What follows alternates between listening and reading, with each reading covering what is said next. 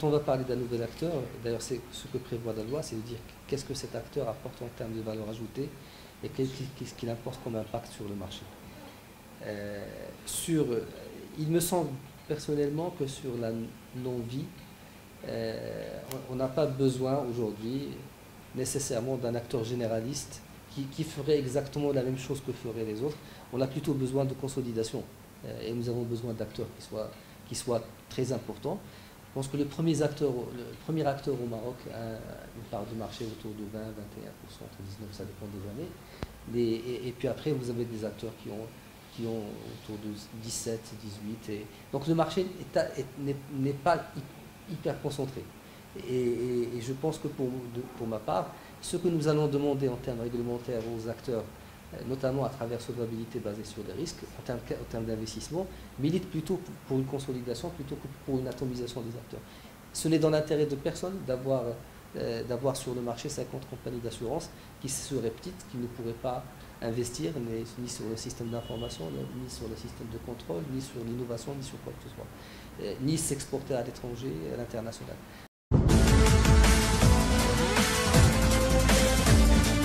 Non, on n'est pas en retard. Je vous dis simplement les dates.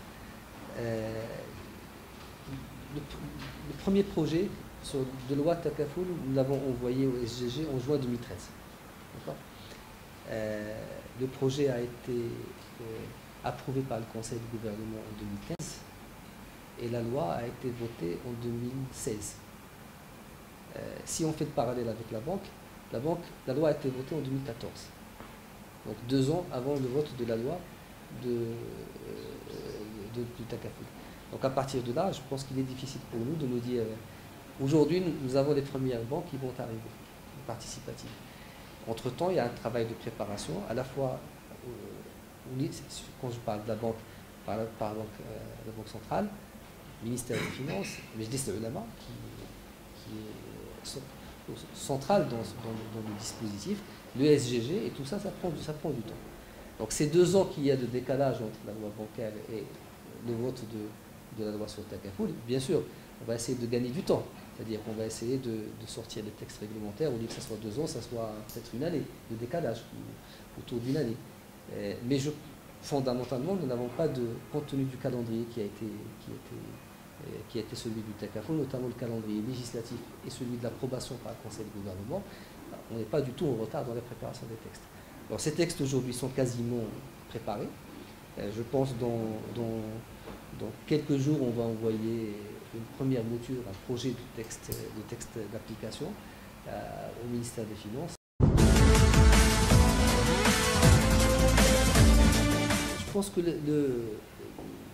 heureusement que ces rapports changent, parce qu'on n'est pas dans les rapports de la direction des assurances avec le ministère, sinon on n'aura rien fait avec la création de l'autorité. Alors, ce qu'il faut dire, c'est que le ministère des Finances garde la tutelle globale du secteur financier. Et ça, c'est pas parce qu'on est une autorité indépendante qu'on est un électron libre et qu'on fait tout ce qu'on veut. D'accord ? Ça veut dire quoi? Ça veut dire que la stratégie globale du secteur financier relève d'abord d'une stratégie de l'État et du gouvernement.